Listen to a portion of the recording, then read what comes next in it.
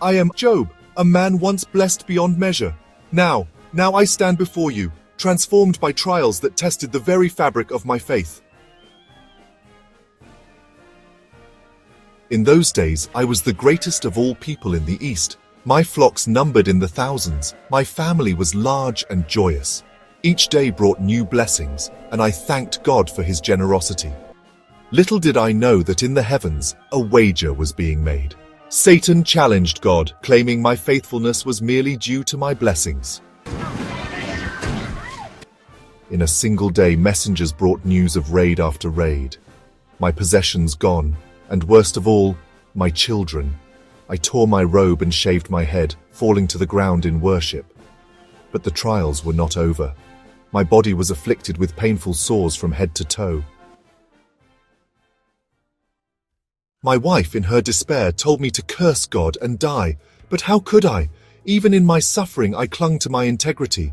My friends came, supposedly, to comfort me. Instead, they accused me of secret sins, believing my suffering must be punishment. For days we debated. They insisted I must have sinned to deserve such suffering. But I knew in my heart that I had remained faithful. Still, doubt crept in. I cried out to God, questioning why this had befallen me. I demanded answers, believing in my righteousness. And then God spoke. From the whirlwind, his voice thundered, questioning my understanding of creation itself.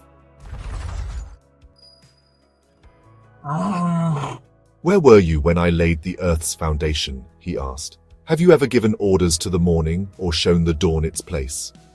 Question after question came, each revealing the depth of my ignorance and the vastness of God's wisdom. In that moment, I realized the limits of my own understanding. I was humbled beyond words. I repented in dust and ashes, acknowledging that I had spoken of things I did not understand, things too wonderful for me to know. And God restored me, not just to my former state, but beyond it. My journey taught me that faith isn't about understanding everything, but trusting in God's wisdom even when we cannot comprehend his ways.